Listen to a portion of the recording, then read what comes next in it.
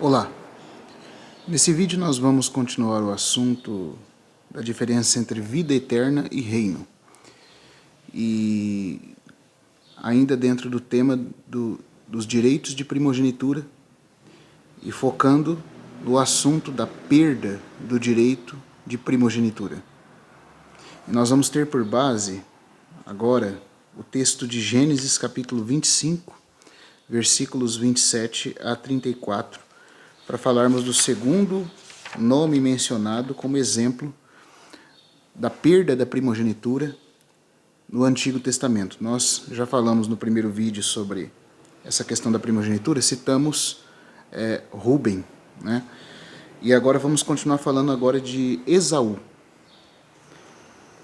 Esaú é o outro exemplo que é posto pelo Espírito Santo diante de nós. E vamos ter por base o texto da Bíblia em Gênesis capítulo 25, versículo 27 até o 34. Eu gostaria de ler aqui, antes de considerarmos esse assunto. Versículo 27, falando sobre a vida de Esaú e Jacó. Cresceram os meninos. Esaú saiu perito, caçador, homem do campo.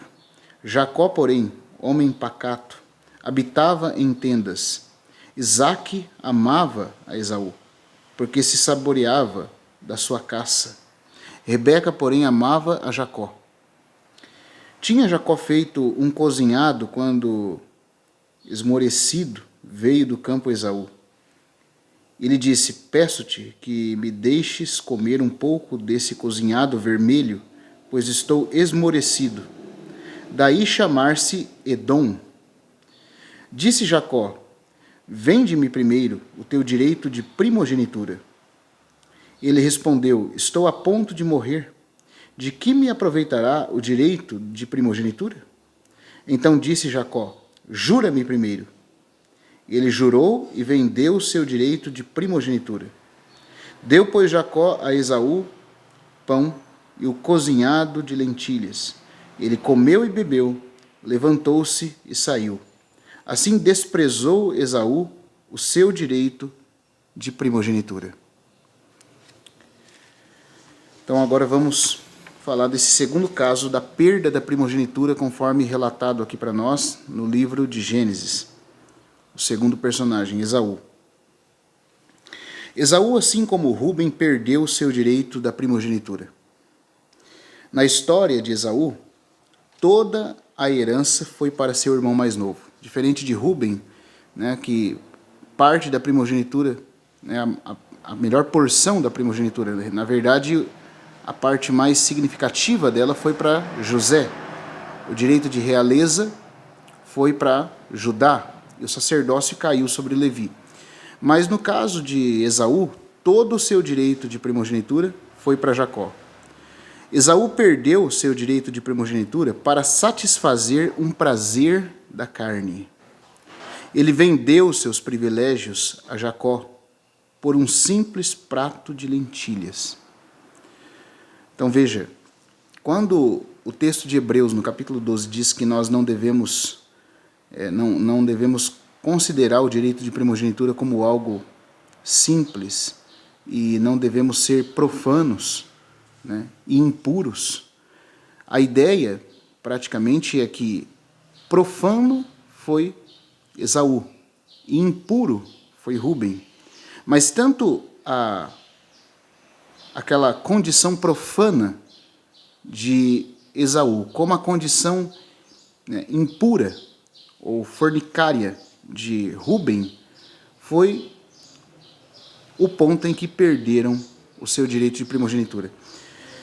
Rúben perdeu o direito porque, devido à sua impureza, à sua impetuosidade, que nós já vimos no primeiro vídeo, que em Gênesis 49, quando Jacó diz que ele era o seu primogênito, e impetuoso como a água, né? Na verdade, a palavra hebraica, segundo o hebraísta Keil Frederick, é que a palavra hebraica sugere efervescente, como um caldeirão borbulhando, talvez simbolizando mais propriamente as paixões desenfreadas, né? O ímpeto de paixão e concupiscência que dominava a Rubem. Por isso ele é chamado de impuro. Muito provavelmente a referência em Hebreus 12, quando fala-se de impuro e profano, o termo impuro muito provavelmente se refere a Rubem. Alguém que era dominado pelas paixões que reinavam na sua carne. O que é uma paixão ou uma concupiscência? É um desejo controlador por coisa ou pessoa. Esse desejo controlador em Rubem se expressava numa paixão desenfreada, em uma latência borbulhante, em um tipo de ímpeto que era como água efervescente, que não deixava com que ele se controlasse. Ele foi controlado e vencido pela paixão da sua carne e por isso perdeu a sua primogenitura.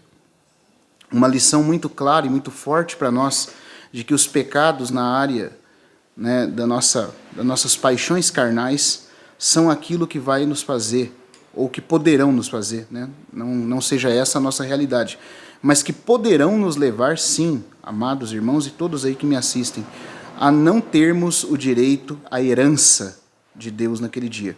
Veja, no caso de Rubem, o fornicário, porque essa é a palavra que aparece no original, o termo grego original sugere não só uma impureza delicada, não, é uma impureza que fala de uma depravação na área do sexo, na área sexual. Ele era como alguém promíscuo. Você fala, mas não tem relatos de Rubem vivendo uma vida dessa forma, né? De fato, não é dito que ele viveu todos os dias da sua vida assim, mas em um certo período da sua vida ele viveu. E não é dito que ele se arrependeu em nenhum momento do que fez em relação ao seu pai. Simplesmente diz que ele deitou-se com a concubina de seu pai. E Jacó, ao descrever o caráter dele, porque na bênção profética de Jacó está descrito o caráter de cada um dos seus filhos e a consequência desse caráter em relação ao futuro profético de cada uma das tribos que seriam geradas por esses filhos. Então, no caso de Rubem, ele é chamado de alguém que é impetuoso, efervescente como a água. Uma ideia da palavra, como eu falei no original hebraico, é que isso significava que as paixões eram como um borbulhar incontido dentro do coração do filho de Jacó. E isso fez com que ele tivesse a perda no direito da primogenitura. Esse é o caso de Rubem, alguém que foi levado, que foi seduzido pelas suas próprias paixões, que se deixou ser governado pelo pecado. Veja, muito bem aqui, irmãos, uma clara advertência do Espírito Santo. Rubem nunca deixou de ser filho, mas certamente deixou de ser o herdeiro. Certamente deixou de ser o herdeiro. Assim também todos os crentes que creram no Senhor Jesus, a sua relação de filho com o Pai é eterna. Ela não pode ser tocada e nem questionada uma outra vez. Porque todo aquele que creu no Filho de Deus, como o Senhor Jesus mesmo disse, todo aquele que ouve a minha palavra e crê naquele que me enviou, né, não entra em condenação, mas passou da morte para a vida. Nunca a nossa condição de filhos pode ser afetada, mas não quer dizer que por sermos filhos a herança está garantida. Não. A herança é condicional, a herança pode ser retirada de nós. No caso de Rubem, o pecado que reinou nos seus membros, que fez dele um filho como uma água, né, a borbulhar em alta temperatura. Alguém dominado pelas paixões. Isso fez com que ele não tivesse direito à herança.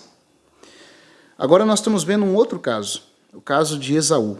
Lemos aqui a história em Gênesis 45, em Gênesis 25, perdão, e vimos que ele era perito na caça e que ele desprezou o seu direito de primogenitura. Então, quando o livro de Hebreus, no capítulo 12, a partir do versículo ali do 15 ao 17, naquele contexto, ele fala sobre o profano, muito provavelmente né? Enquanto o termo impuro, fornicário, se referia a Rúben, muito provavelmente, é explícito que o termo profano está se referindo a Esaú. O que é profanar? Profanar significa diminuir a honra, não dar a devida honra e o devido valor ao sagrado. É considerar o sagrado como algo comum. É considerar aquilo que tem maior valor como não tendo valor nenhum. Foi isso que aconteceu com Esaú. Esaú também foi dominado pela paixão da sua carne, pela sua necessidade carnal.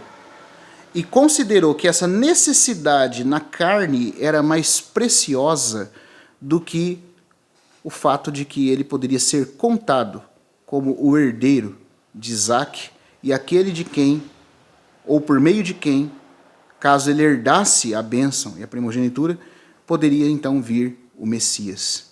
Ele considerou que ser contado como aquele por meio de quem o Messias viria.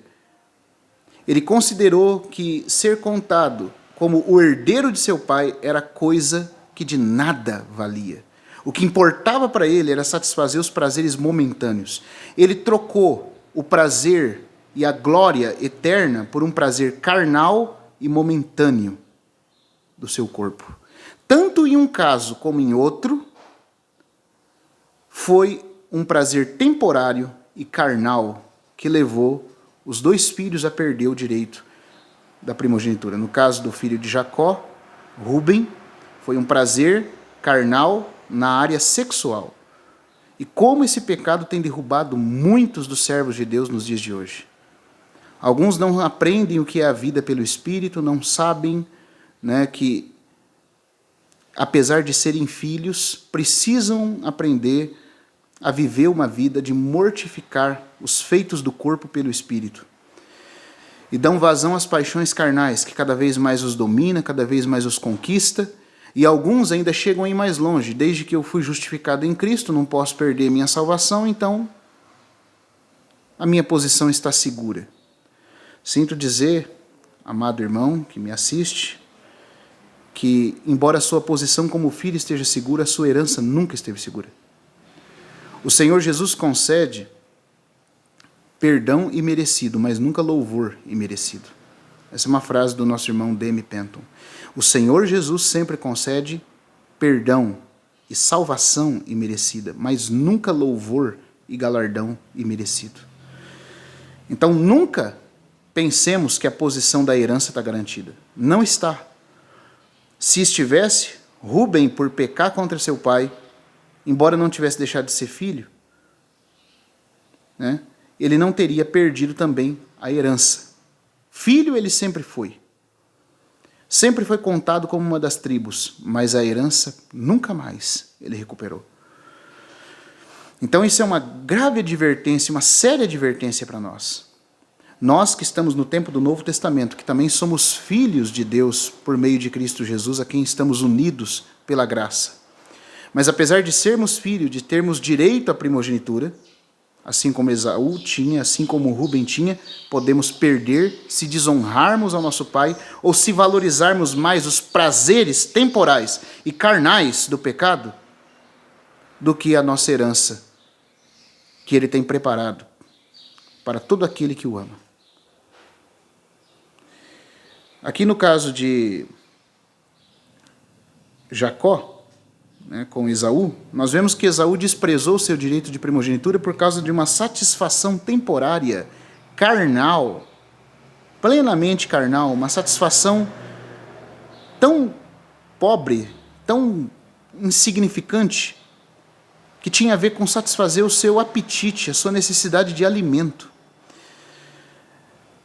No caso de Rúben, era aquele prazer desenfreado de uma luxúria, de uma promiscuidade que ele não conseguiu dominar, mas que foi dominado por ela. Tanto em um caso como em outro, são as paixões, quer seja as paixões se expressando por meio da necessidade básica do corpo, controlando o indivíduo na carnalidade do seu ser, que valoriza o prazer satisfatório, carnal, momentâneo, mais do que aquilo que é eterno, mais do que aquilo que realmente vale. Isso é profanação. Isso é considerar o sagrado como não tendo nenhum valor. No caso de Esaú, nós vemos profanação. No caso de Rúben, nós vemos impureza. Nós vemos pecado. Mas tanto a profanação de Esaú, como o pecado desenfreado de Rúben, se deu por causa das paixões que controlavam a alma e o corpo desses dois filhos de Deus. Eu sei que alguns vão dizer assim: mas Esaú não foi salvo, porque em Malaquias está escrito: amei Jacó, porém me aborreci, né, a Esaú.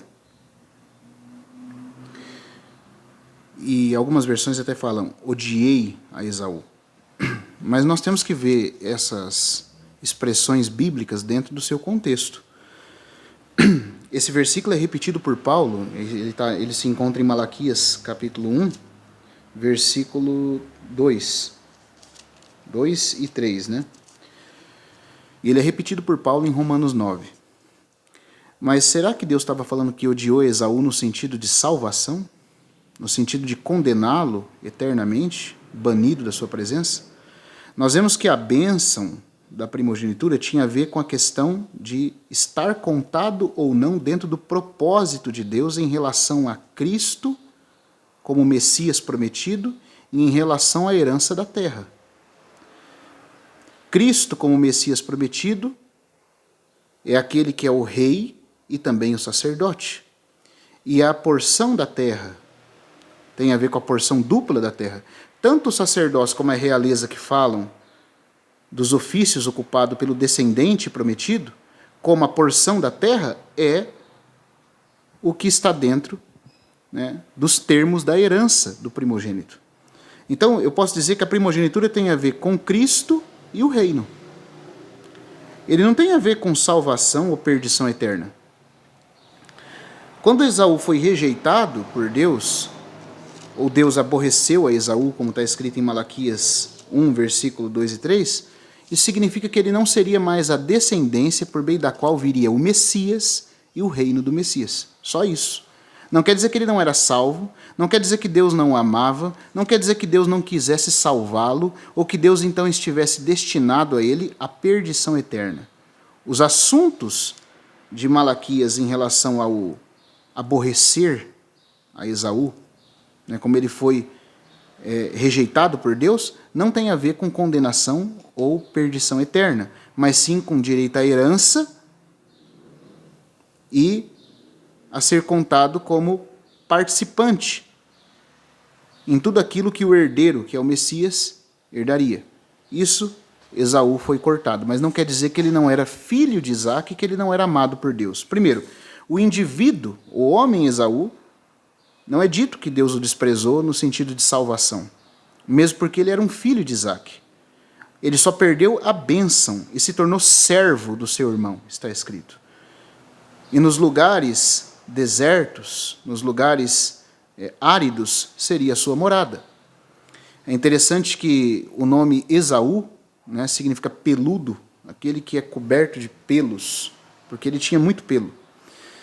Tanto é que o seu pai, estando cego, o apalpava para ver se a pele, né, se aquela pele era a pele coberta de pelos do seu filho Esaú. Mas ele recebeu um outro nome, Edom. Né? Edom significa vermelho. E por que ele recebeu o nome de vermelho? É um nome que foneticamente se parece bem com Adão. Edom, Adão. Né? Edom, Adão. E ambos têm uma fonética na expressão que vem de Adama. O termo hebraico Adama é terra vermelha, é a terra vermelha da pele rosada, da onde Deus constituiu o corpo humano de Adão. E Edom em si significa apenas vermelho. Mas por que ele recebeu o nome de vermelho? Porque ele gostava de uma carne vermelha. Ele gostava de satisfazer o seu apetite de carne vermelha, de um guisado vermelho de carne com lentilhas. Então ele recebeu o nome de Peludo, Esaú, e Edom, o vermelho, porque ele tinha prazer na carne vermelha das lentilhas, do guisado de carne vermelha e lentilhas. E como diz o irmão Christian Shen, Deus é um Deus de humor. E já que ele gostava tanto de uma carne vermelha e trocou a bênção, trocou a primogenitura, vendeu a sua primogenitura, e por isso depois também, no arranjo providencial de Deus, ele perdeu também a bênção, porque gostava de algo vermelho. Então o que aconteceu? Deus deu a ele uma terra vermelha. Deus deu a ele as montanhas, de Seir, no deserto, na região de Bosra e na região de Petra, aquela terra avermelhada. Ele é o vermelho que mora agora numa terra vermelha. Por isso que em Malaquias 1 é dito que quando Deus o aborreceu, Deus deu a sua herança aos chacais do deserto, porque a terra de Petra é uma terra vermelha. Bosra é uma região onde está ali, próxima os montes de Seir, é também uma região de terra árida e vermelha. Ali, naquele lugar deserto, Esaú teve a sua herança. Por quê? Porque não era o que ele amava?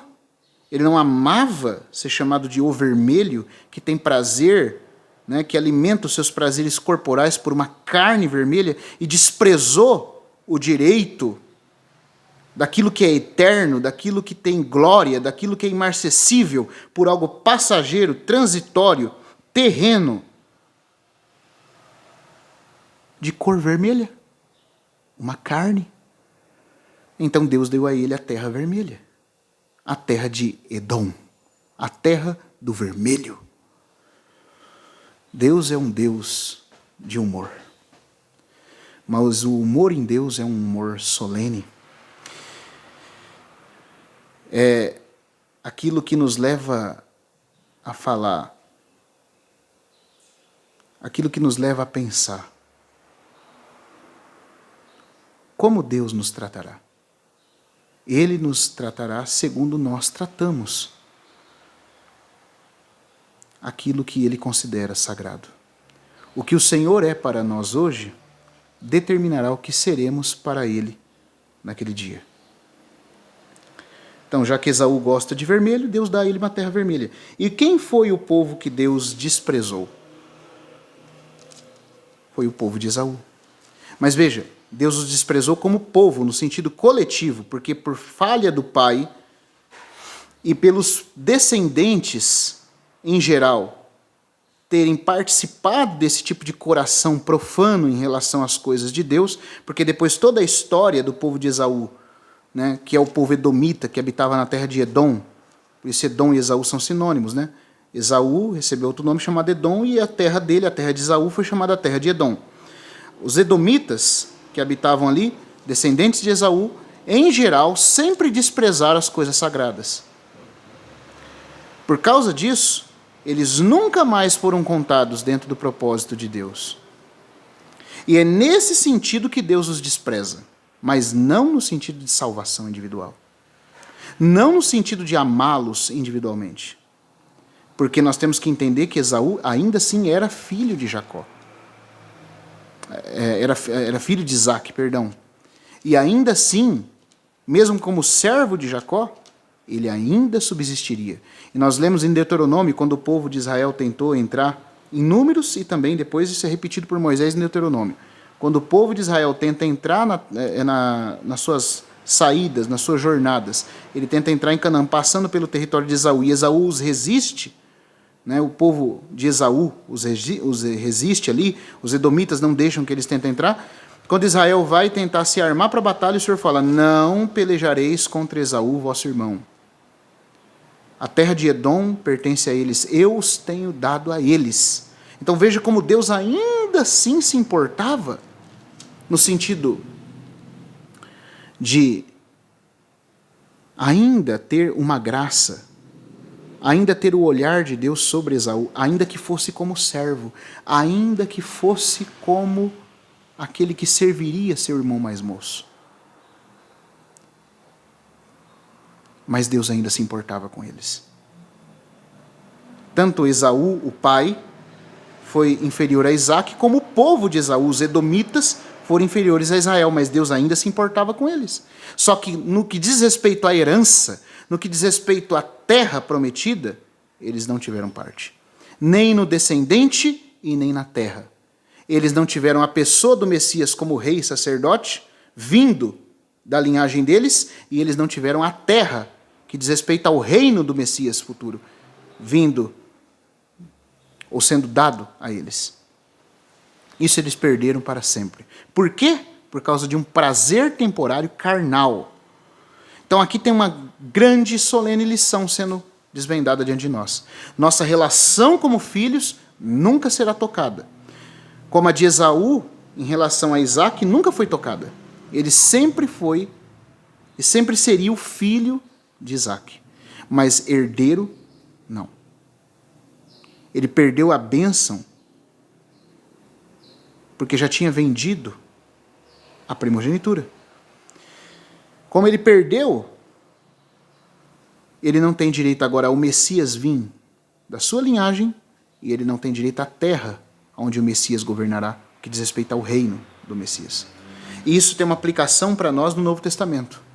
Se nós tocarmos as coisas sagradas de Deus com o coração profano que havia em Esaú, irmão, e isso tem aplicação em tudo na nossa vida espiritual. Quando você negligencia a leitura da Bíblia, quando você negligencia o seu tempo de oração, mas gasta tempo com coisas fúteis, banais dessa terra. Tem cristãos que não têm tempo para orar, mas têm muito tempo para assistir filmes, para assistir séries na TV, para alimentar seus apetites egoístas e carnais. O de Esaú era um prato de lentilha. O meu e o seu pode ser uma série na Netflix. Pode ser um programa de TV, pode ser uma novela. O Senhor o chama para orar, o Senhor o chama para estar em comunhão, para estar diante dele, mas nós desprezamos o que ele nos oferece. Consideramos o que é mais importante e eterno como nada valendo. E corremos atrás daquilo que pode satisfazer os apetites dos nossos sentidos corporais, dos nossos olhos, da nossa boca. Às vezes Deus nos chama para jejuarmos, para buscarmos sua mente, sua vontade. O jejum tem um significado na Escritura. Às vezes Deus nos pede para jejuarmos, para estarmos diante dele, mas nós somos dominados, tanto quanto Esaú, pelo sentimento de que nós não podemos ficar sem comer. Que o nosso estômago é o nosso Senhor, que domina sobre nós. Eu pergunto, como que eu e você, vivendo uma vida tão dependente dos prazeres do corpo, dos sentidos corporais, das inclinações caídas do nosso velho homem, como que eu e você assim desejamos ter herança?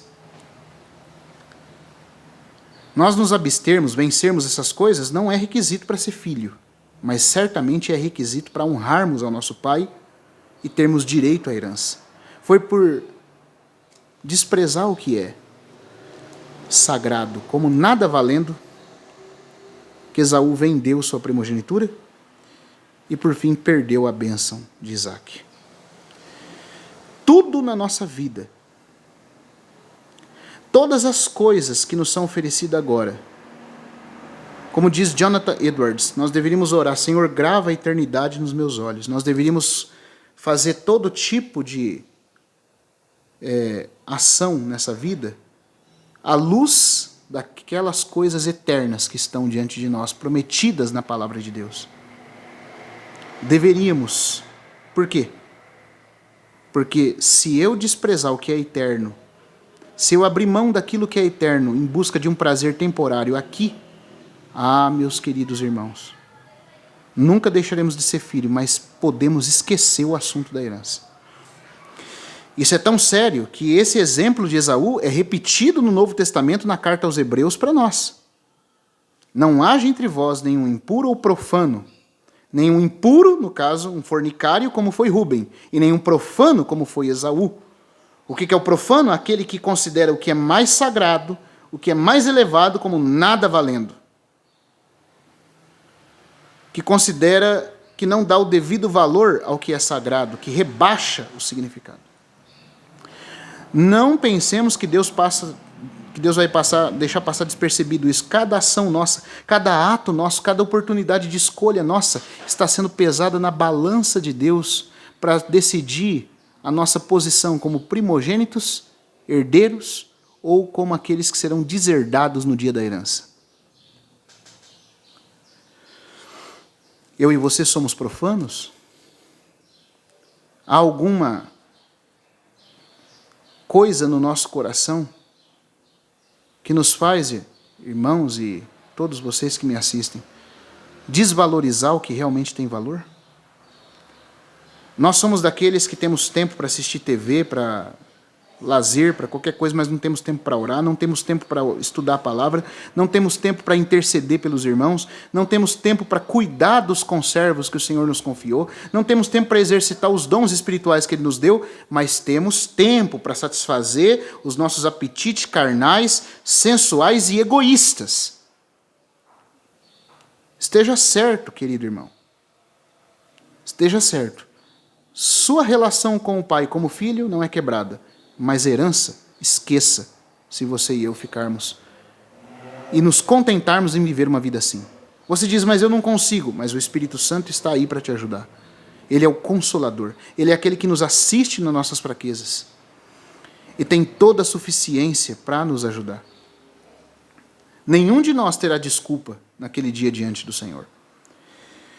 Então veja, Esaú, o homem Esaú individualmente, nunca deixou de ser filho de Isaac, mas perdeu a herança. Seus descendentes foram aborrecidos por Deus, foram odiados, como diz uma versão, mas odiados, qual o contexto dessa palavra odiado? Não é no sentido de condenação eterna, mas de ser preferido em segundo lugar. Em primeiro lugar, Deus colocou Jacó, que valorizou a primogenitura, e os seus descendentes, e deixou os descendentes de Esaú em segundo lugar. É nesse sentido que eles foram aborrecidos ou odiados.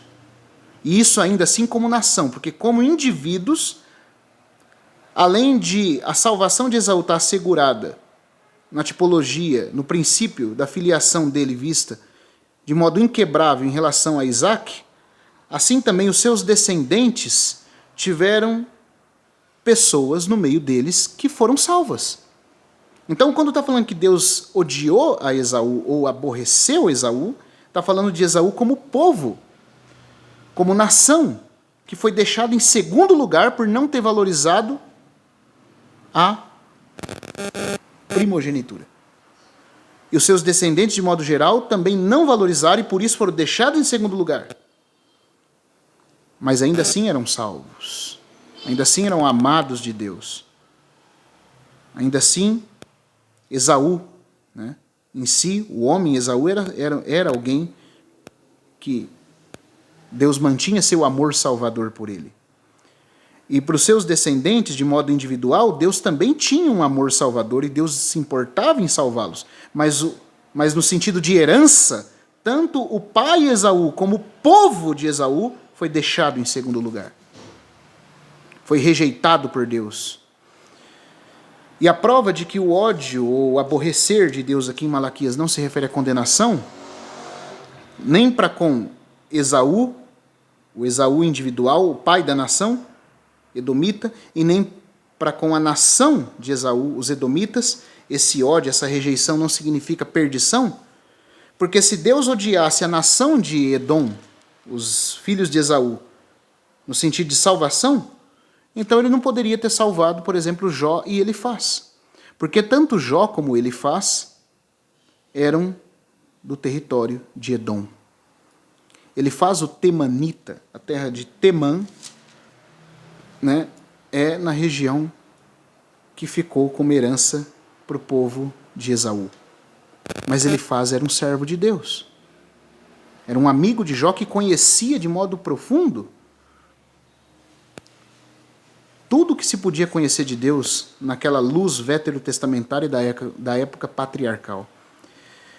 O problema foi que ele só conheceu até um nível, e aí quando foi falar com Jó, aplicou aquele nível como se aquilo fosse a resposta para o caso de Jó, e não era. Mas ele era alguém que temia Deus.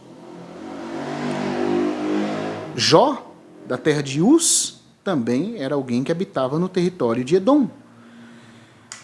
E não eram salvos? Acaso Jó, o edomita, não é alguém salvo? Então, o ódio de Deus a Esaú aqui é Esaú como nação, não como indivíduo, mas como nação. E ainda assim, como nação, é um ódio, o sentido da interpretação dessa palavra pelo contexto, é de ser deixado em segundo lugar, herdando uma terra desfavorecida, e não favorecida como Israel, mas não tem a ver com perdição eterna. Então esse princípio está muito bem estabelecido na Bíblia. Esaú nunca deixou de ser filho de Isaac, mas não foi herdeiro. O povo de Esaú nunca deixou de ser amado pelo amor salvador de Deus, que inclusive salvou Jó e Elifaz dentre eles. Mas todavia, como nação, nunca foram contados na herança. E nem tendo parte com o herdeiro, que é o Messias. Isso é uma grave advertência para nós, solene advertência. Esteja certo, querido irmão, todas as escolhas que nós fazemos, todos os atos que nós realizamos por escolha da nossa vontade, estão sendo pesados por Deus. Se teremos ou não direito a ser reconhecidos como seus herdeiros ou seremos deserdados naquele grande dia. Então é disso que fala a história. Aqui diz assim: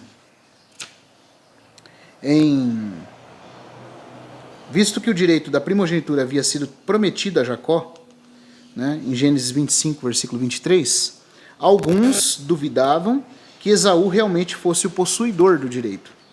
Porque Deus já tinha falado que o mais velho serviria o mais moço. Mas isso é porque Deus é onisciente. É porque Ele sabe o que será feito das ações futuras. Então Ele fala. Mas isso não quer dizer que por Ele falar, Ele está induzindo as coisas a acontecerem daquele jeito. Ele simplesmente sabe. Por exemplo, Deus sabe todos os homens que serão salvos e os que não serão. Deus sabe os que reinarão com Cristo e os que não reinarão. Na sua onisciência Ele tudo sabe. Mas a onisciência de Deus não está em conflito com o desejo de Deus de que todos nós alcancemos a posição de glória para o qual Ele nos chamou. E nem também a onisciência de Deus está em conflito com a responsabilidade humana. Uma coisa é Deus saber, outra coisa é Deus induzir aquilo a acontecer. Deus sabia que Esaú serviria a Jacó, que o povo de Edom, descendente de Esaú, seria inferior ao povo de Israel. Mas isso não quer dizer que era isso que Deus queria. Que Deus desejou que Edom fosse rejeitado. Não. E que Deus induziu ele a ser rejeitado. Não, de forma nenhuma. De forma nenhuma. Quando Deus fala o futuro dessa forma, é porque Ele sabe por onisciência o que será feito na escolha do indivíduo responsável. Entretanto, Esaú não foi apenas um pretendente, né, desse direito. No original grego, de Hebreus 12, 16, quando diz que ele vendeu o seu direito de primogenitura, o termo vendeu implica que o objeto vendido pertencia somente a Esaú. Essa expressão no grego é muito forte, muito singular. Se ele vendeu, significa que estava de posse dele. Realmente, ele era o primogênito. E ele vendeu, ou seja, ele entregou o que era dele. Aí você fala, mas não está escrito que o mais velho serviria o mais moço? Está, mas por onisciência de Deus, não porque Deus induziu aquilo a acontecer. O objeto que ele vendeu pertencia somente a ele, a Esaú, e que ele estava perfeitamente consciente de suas ações quando vendeu seu direito de primogenitura. Em Gênesis 25, 34, lemos que Esaú desprezou seu direito de primogenitura. No grego, na versão Septuaginta, a versão do texto pré-massorético, né, do Antigo Testamento, a tradução para o grego do Antigo Testamento em hebraico pré-massorético, diz que, lá no grego, né, da Septuaginta, a palavra desprezou, usada em Gênesis 25, 34, melhor traduzida do que um texto massorético, lá ela significa que Esaú considerou como algo insignificante e uma ninharia, né, o seu direito de primogenitura. Ou seja, é uma coisa que não tem valor nenhum. Ele o julgou de pouco valor e o vendeu na certeza de que estava vendendo algo sem valor real. Mais tarde, Esaú verificou o valor do que havia vendido. Como na história de Rúben, a perda de seu direito à primogenitura não afetou a sua posição de filho, mas alterou para sempre sua posição como primogênito e herdeiro de Isaque. Após Jacó ter sido abençoado como primogênito na família, Esaú aparentemente pela primeira vez considerou o valor que havia perdido. Tentou reaver esse direito, mas a Escritura relata que ele não achou lugar de arrependimento. Hebreus 12, 17. Essa expressão é interessante, não achou lugar de arrependimento. Quantos irmãos acham que, por exemplo, John Bunyan, se você pega o livro de John Bunyan, Graça Abundante é o Principal dos Pecadores, ele relata que ele teve um conflito intenso na sua vida, né? Foi um grande homem de Deus. Spurgeon dizia que se você cortasse as veias dele, o que saía era versículos, né? Pastor puritano, e um grande pregador da palavra, escreveu o Peregrino, né? O livro mais vendido entre os cristãos depois da Bíblia. Graças ao Senhor pela vida do nosso irmão. Mas por não entender a diferença entre reino e salvação eterna, entre galardão e perdição eterna, né? Entre salvação eterna e galardão, e entre punição dispensacional e perdição eterna, melhor dizendo, quando ele leu que Esaú não achou lugar de arrependimento, que tinha a ver com primogenitura, com herança e não com condição de filho, ele achou, Satanás soprou na cabeça dele que havia certos pecados para o qual não teria mais perdão se você pecasse.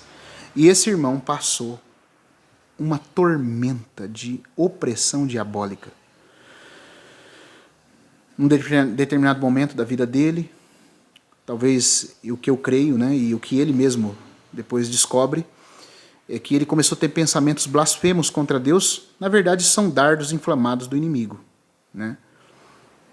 Eu sugiro para você entender sobre esses dardos inflamados que você assista a mensagem que está compartilhada aqui no canal dos dias em Formosa, né, com os irmãos lá em Goiás, em Formosa, onde eu falo sobre resistir aos ataques de Satanás.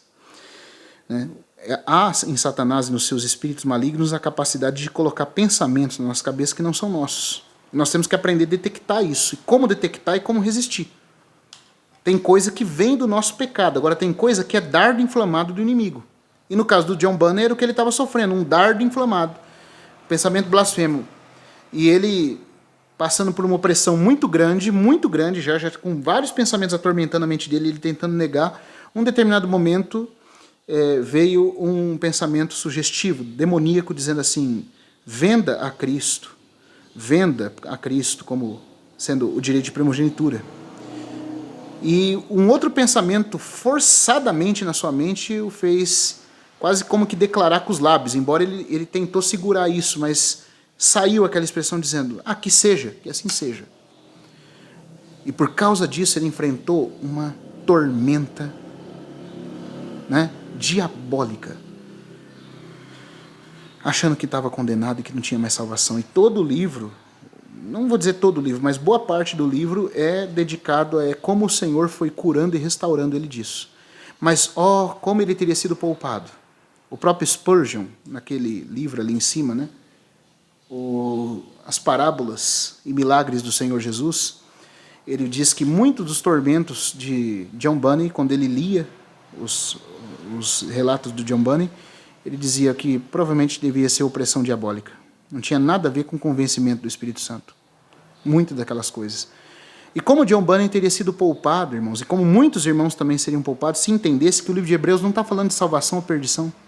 Não está falando de não achar lugar de arrependimento para a salvação, para continuar sendo filho de Deus. Está falando que ele não conseguiu achar lugar de arrependimento, e nós vamos ver mais para baixo o significado dessa frase, em relação a mudar a mente de seu pai, a torná-lo de novo um herdeiro. O que ele não conseguiu reaver foi a herança, não foi a posição de filho. A posição de filho ele teve para sempre. Foi a herança que ele não conseguiu reaver. Ainda que com lágrimas ele tivesse buscado, a herança, uma vez perdida, foi perdida para sempre. Mas sempre ele continuou sendo filho.